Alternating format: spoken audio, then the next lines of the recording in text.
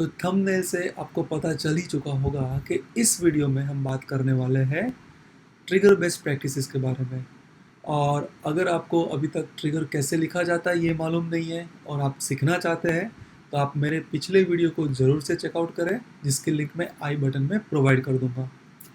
तो इस वीडियो में हम कुल 9 पॉइंट्स को डिस्कस करेंगे, जिसको फॉलो करके आप एक अच्छे डेवलपर बन सकते हैं और अपनी कोडिंग स्किल्स को इम्प्रूव कर सकते हैं। तो आइए शुरू करते हैं इस एपिसोड को। तो सबसे पहला पॉइंट है वन ट्रिगर पर ऑब्जेक्ट। इसका मतलब ये होता है कि आप एक ही ट्रिगर लिखें और उसे मेंटेन करें ऑन अ सिंगल ऑब्जेक्ट। आप चाहे तो मल्टीपल ट्रिगर लिख सकते हैं, पर इस केस में सेल्सफोर्स आपको कोई गारंटी नहीं देता है कि किस ऑर्डर में आपके सारे ट्रिगर्स एग्जीक्यूट होंगे। जैसे कि मान लीजिए आपने 5 बिफोर इंसल्ट ट्रिगर लिखे हैं और आप ये चाहते हैं कि ट्रिगर ए ट्रिगर बी से पहले रन हो और ट्रिगर बी ट्रिगर सी से पहले रन हो। पर इस केस में सेल्सफोर्स ये गारंटी देगा कि वो सारे बिफोर इंसल्ट इवेंट पे एग्जीक्यूट हो गए, पर किस ऑर्डर में एग्जीक्यूट हो गए उसकी कोई गारंटी नहीं है। तो ये एक प्रॉब्लम आ सकती है जब आप मल्टीपल ट्रिगर्स लिखते हैं और आपको एक स्पेसिफिक ऑर्डर में उनको एग्जीक्यूट करना है। दूसरा एक प्रॉब्लम ये होता है जब आप एक ही ऑब्जेक्ट पे मल्टीपल ट्रिगर्स ऐड करते हैं। जो गवर्नर लिमिट्स है वो ये सारे ट्रिगर्स में शेयर्ड होती है। मतलब कि टोटल आप 100 एसओक्यूएल इशू कर सकते हैं सिंगल ट्रांजेक्शन में। फिर चाहे आप सिंगल ट्रिगर में वो 100 एसओक्यूएल इशू करें या मल्टीपल ट्रिगर से, तो वो सारे ही मिला के 100 एसओक्यूएल से ज़्यादा क्वेरीज इशू नहीं कर सकते हैं। तो इस केस में जब मल्टीपल ट्रिगर्स ऐड करते हैं तो ये मेंटेन करना और जानना थोड़ा सा डिफ़िकल्ट हो जाता है कि आपके ये सारे ट्रिगर्स कोई गवर्नर लिमिट हिट नहीं कर रहे हैं। तो इस वजह से भी यही एक सही अप्रोच रहेगा कि आप हर एक ऑब्जेक्ट पे सिर्फ सिंगल ट्रिगर ही लिखें और मेंटेन करें। तो दूसरा पॉइंट है लॉजिक लेस ट्रिगर। तो आपको अपना ट्रिगर लॉजिक एक एपेक्स क्लास में लिखना चाहिए, जिसको हम ट्रिगर हैंडलर क्लास भी कहते हैं। और ट्रिगर में आप वो क्लास को मेथड्स को रेफरेंस करते हुए लॉजिक को कॉल कर सकते हैं। अब आप ये सोच सकते हैं कि जब लॉजिक को डायरेक्टली ट्रिगर में लिख सकते हैं तो फिर ये एपेक्स क्लास और ट्रिगर हैंडलर क्लास की झंझट में क्यों पड़े। तो जब आप अपना लॉजिक ट्रिगर में ही लिख देते हैं तो वो लॉजिक एप्लीकेशन में एक्सपोज नहीं होता है। मतलब कि दूसरी कोई जगह से अगर आपको वो लॉजिक यूज़ करना है, आप उसको यूज़ नहीं कर पाएंगे। और जैसे जैसे आपका ऑर्ग ग्रो होता जाएगा, एप्लीकेशन ग्रो होती जाएगी और आप और अधिक से अधिक लॉजिक ऐड करते जाएंगे, तो आपका कोड बेस भी लार्ज होता जाएगा। और इस केस में अगर एक ही ट्रिगर में आप वो सारे लॉजिक्स ऐड करते जाएंगे तो इसका मेंटेनेंस चैलेंजिंग होगा और एक कोड इनएफिशिएंसी और कोड रिडंडेंसी भी क्रिएट होगी। तो ये भी एक रीज़न है कि आप अपने ट्रिगर को लॉजिक लेस रखें और लॉजिक रिस्पॉन्सिबिलिटीज़ को एपिक्स क्लास को डिलीगेट करें। तीसरा पॉइंट है कॉन्टेक्स्ट स्पेसिफिक हैंडलर मेथड्स। तो आप अपने हैंडलर क्लास में एक मेथड ऐड करेंगे हर वो एक इवेंट के लिए जो आपके ट्रिगर में यूज़ हो रही है, like before insert, after insert, before update, after update etcetera. और कुछ कुछ केस में जब आपका कोड बेस क्रिटिकल है या आप बहुत सारे ट्रिगर्स यूज़ कर रहे हैं, तो आप एक सेपरेट क्लास भी ऐड कर सकते हैं हर वो एक इवेंट के लिए। ये भी एक सही अप्रोच रहेगा। चौथा है बल्कीफाई योर कोड।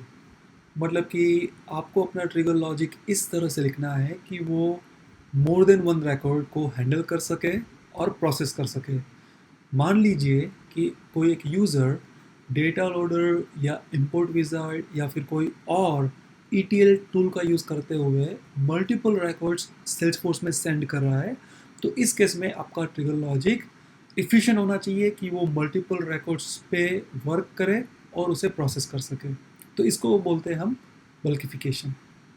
एक एग्जांपल के तहत अगर आप डीएमएल यूज़ कर रहे हैं तो ये बेटर अप्रोच रहेगा कि आप सिंगल रिकॉर्ड पे डीएमएल ना यूज़ करते हुए कलेक्शन लिस्ट ऑफ रिकॉर्ड्स पे यूज़ करें। पांचवा पॉइंट है avoid SOQLs and DMLs inside for loop. तो इसी पॉइंट के रिलेटेड मुझे एक बात याद आई जिसको मैं आप सबके साथ शेयर करना चाहूँगा। तो मेरी एक टीममेट का मैं कोड रिव्यू कर रहा था और मैंने ये पॉइंट आउट किया कि सॉकल को फॉर लूप में नहीं लिखना चाहिए। तो उसने कोड चेंज करके मुझे वापस रिव्यू के लिए भेजा। तो मैंने देखा कि उसने फॉर लूप को वाइल लूप से रिप्लेस कर दिया।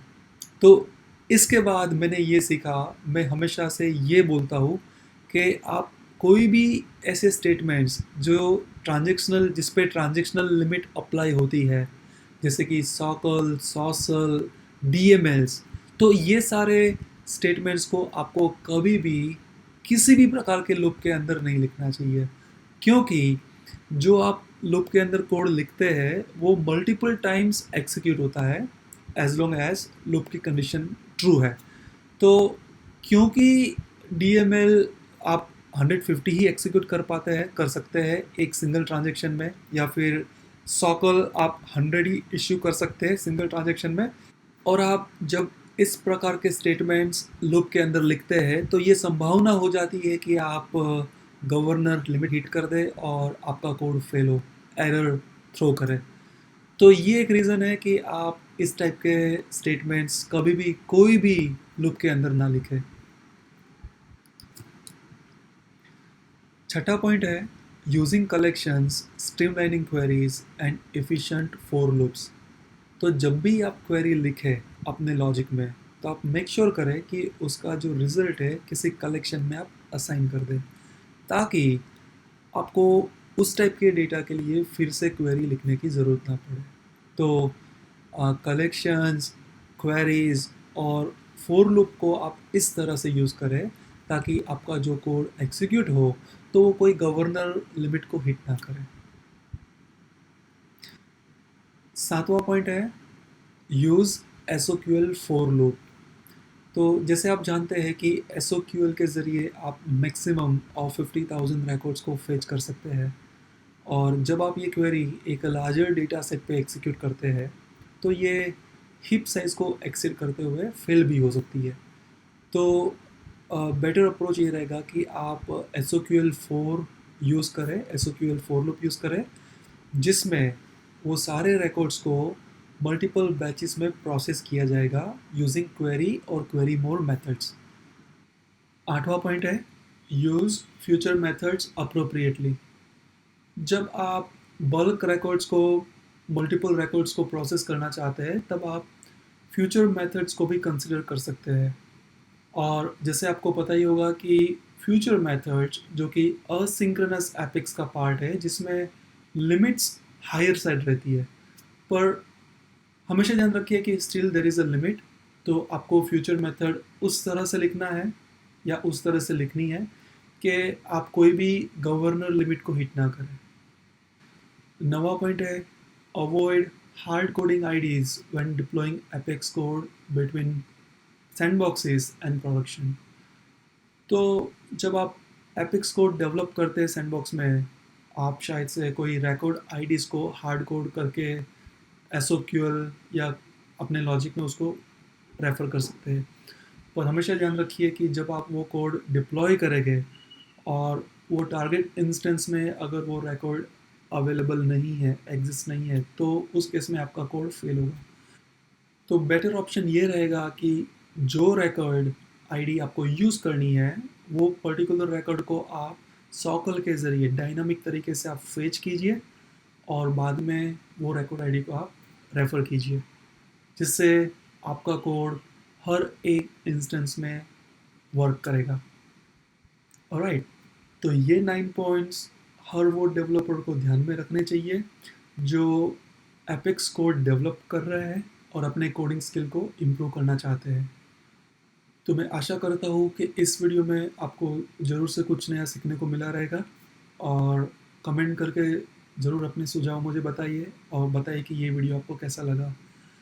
कृपया इस वीडियो को अधिक से अधिक लाइक कीजिए और शेयर कीजिए। तो मैं मिलता हूँ आपको अगले वीक में एक नए इंटरेस्टिंग लर्निंग टॉपिक के साथ।